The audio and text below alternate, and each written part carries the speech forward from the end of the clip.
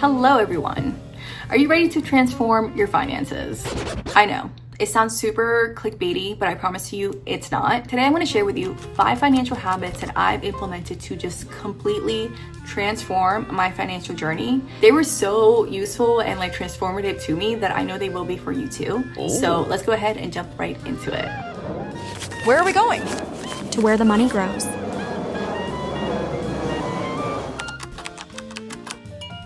Habit number 1 is you want to get into the habit of tracking your spending. If you do not know where your money is going, it's gonna go everywhere but into your savings and like towards your goals. And so this means tracking every dollar that you spend.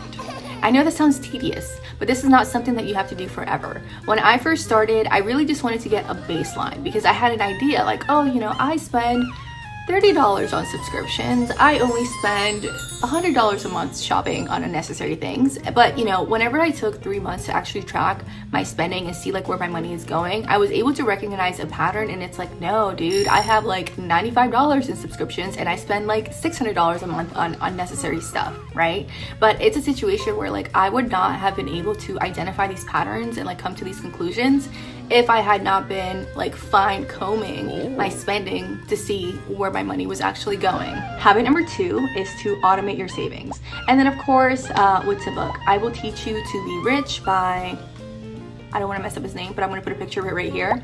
That was like the biggest takeaway, dude. Like automate. And so right now I do automate all of my bills, but this wasn't something that I always did. I remember when I was much younger, something that I really struggled with was saving money, because I would get my paycheck and I would just blow it all, and then it's like, oh man, I didn't save any money any month, right? And after a few years of that, I'm like, you know what? Let's just like automate it. So what I did is, you can do this on your bank app, or you can do this with some employers, where I do it with my employer now. So basically what I have is in my direct deposit form, I have them take out automatically a specific amount of money every month and put it into my savings. And then the rest of the money goes into my checking. And so if your employer does not offer the option for you to kind of like split your direct deposit into 2 different accounts, this is definitely something that you can probably do in your banking app. Habit number 3 is to set clear financial goals.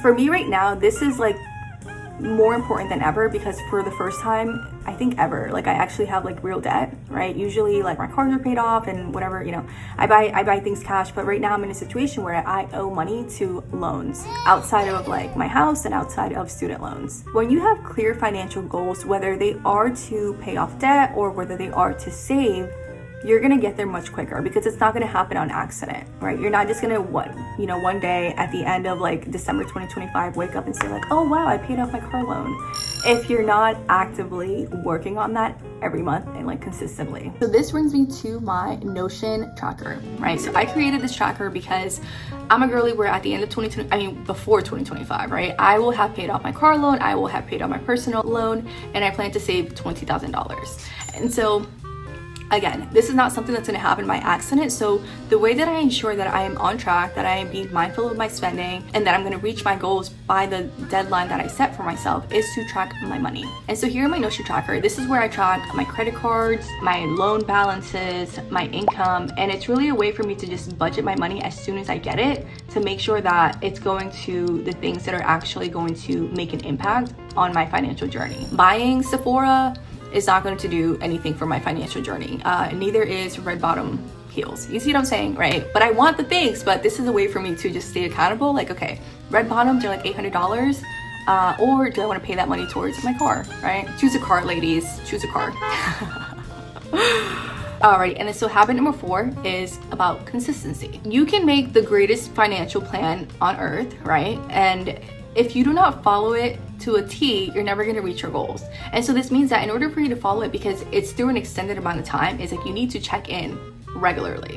Whatever that looks like for you. You can check in daily. For me, I found that doing it weekly works best. I know there's people that do it monthly, but I feel like if I were to sit down on a monthly basis and kind of like reconcile all my accounts and things like that, it would take a whole day.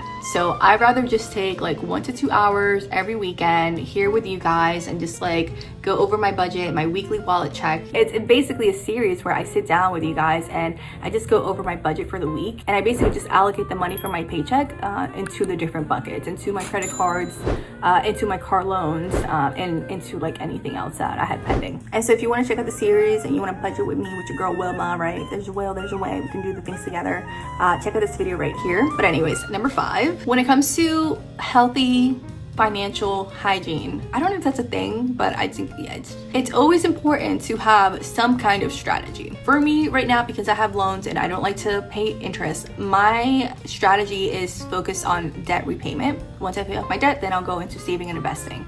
For you, if you don't have any loans, then you can just focus on saving and investing, right? But ultimately, you want to have some kind of goal that you're working towards, even if you're living comfortably, right? Because lifestyle creep is like a real thing. And for those of you who don't know, that's like when, let's say you're making $50,000 a year, you're living comfortably with that, and then you get a promotion and now you're making $75,000 a year, right? But it's like this phenomenon that happens that like as you make more money, your spending also increases. Your lifestyle also becomes more expensive because now you have more money available to you. Just because you're making more money doesn't mean that you have to spend more money. That extra $25,000 per year that you got from your promotion could go towards your savings. It could go towards your paying off your debt if you have any. And that is it. 5 simple habits that I use to make sure that I have healthy financial hygiene. Alright. To make sure that I am doing the things, to make sure that my money is going to where it needs to go, and to make sure that I reach my goals. Let me know down in the comments which habit you found to be most useful. If there's something that you hadn't heard of before, or if you're doing something that I did not mention, because you know, caring is sharing. And then of course, if you want to purchase a Notion template, there is a link down below. Thank you so much for watching. Do not forget to like and subscribe, and I will see you in the next video. Bye.